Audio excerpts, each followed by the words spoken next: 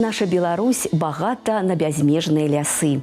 Яны вабяць нас сваёй прыгажосцю, сваімі дарамі і магчымасцю падыхаць чыстым паветрам. Мы адпраўляемся ў лес з задавальненнем і нават азартам, збіраць грыбы, на фотапаляванне, проста прагуляцца. Мы плануем прыемнае падарожжа, часам не думаючы аб тым, што вяртанне з лесу можа быць не такой простай задачай. Беларускія лясы вядомы сваёй чысцінёй ва ўсёй Еўропе. Іх часта называюць лёгкімі Беларусі, бо лясныя масівы пакрываюць больш за 40% тэрыторыі нашай краіны. Для параўнання, адно буйное дрэва ў суткі выдзяляе столькі кіслароду, колькі трэба даросламу чалавеку для дыхання на працягу 24 гадзін. І ўсё ж лясы гэта не толькі прыгажосць і экалагічнасць, але і небяспека. Вы можаце пайсці ў лес і заблукаць, і тут ужо будзе не да прыгажосці. Наша здымачная група адправілася ў бярэзінскі запаведнік у самы гушчар, заручыўшыся падтрымкай вопытнага даследчыка-арнітолага, які добра ведае гэтыя мясціны. Можешь просто же идти вот в одну сторону. Я помню, что мы приехали вот где-то оттуда, вот если я всегда буду идти туда. Вроде должен выйти, но говорят, что начинаешь по кругу как-то ходить. Ну, это есть такое явление, потому как в однотипном биотопе, где нет конкретных ориентиров, у человека происходит левый шаг чуть длиннее, чем правый. И он поворачивает в правую сторону и ходит по кругу. Круг примерно радиусом 500 километр где-то вот. И если человек не попадает на какие-то ориентиры, то он может ходить по кругу. Надо ориентиры, которые позволяют направление поддерживать. Такімі арыенцірамі могуць быць паваленыя дрэвы, азёры, рэкі, незвычайныя пні ці нават бярлогі жывёл. Але часам у лясах сустракаюцца і цікавыя аб'екты. Напрыклад, у якасці арыенціра мы абралі рэшткі партызанскай зямлянкі. Во Вторую мировую войну, Великую Отечественную, на территории заповедника было очень хорошо развито партизанское движение. Ну вот мы видим остаток землянки с тех времен, прямоугольной формы и выход в ту сторону. Акрамя выбару арыенціра, спецыялісты раяць дакладна запамінаць свой шлях, адкуль вы прыйшлі, праз якія ландшафты пролягаў ваш шлях. Когда потерялись, нужно либо сразу пойти по своим назад следам, либо у нас на территории республики, заповедника лес разбит на кварталы, километр на километр.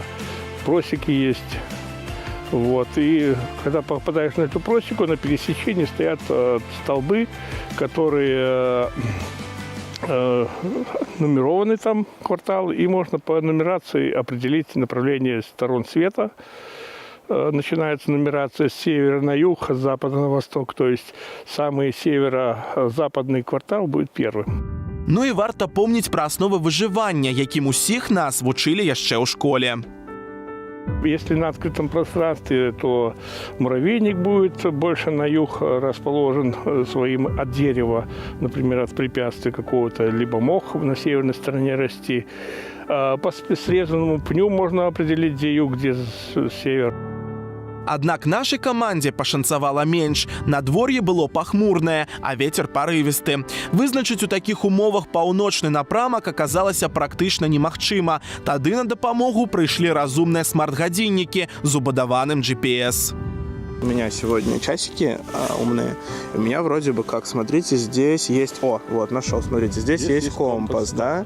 Можно ли как-то по нему выйти и каким образом? Вот. Ну, с помощью девайсов, конечно, можно выйти, особенно когда смартфон, там можно подгрузить специальную карту с GPS, у вас в новых этих гаджетах везде встроено все. Ну, вот стрелочка, она всегда должна показывать на север. Север там. А как вы так поняли? Ну вот стрелочка север, буковка юг, З запад, В восток. Я понял. Значит, север там. Если я просто буду всегда по часам идти, и у меня здесь будет эта стрелочка на одном месте, значит, я когда-то выйду. Ну, вы будете идти в одном направлении по стороне света.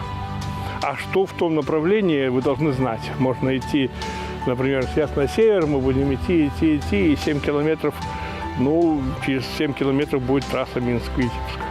Апынуўшыся ў падобнай сітуацыі, актыўна падавайце гукавыя сігналы. Часам бывае, што чалавек заблудзіўся, як кажуць, у 3 соснах, блукаючы па крузе, а дарога ці чалавечае паселішча зусім побач. Нехта можа пачуць гукі і прыйсці на дапамогу. Плюс да таго, і дзікія жывёлы будуць абыходзіць вас. Калі вы збіраецеся ў грыбы ці проста прагуляцца па лесе, знайдзіце сабе кампанію. Зарадзіце мабільныя прылады або смарт-гадзіннікі. Калі ёсць такая магчымасць, вазьміце з сабой прыбор GPS. Ён, у адрозненне ад сучасных гаджетаў, будзе працаваць незалежна ад сігналу і без перабояў. Будьце акуратныя і асцярожныя.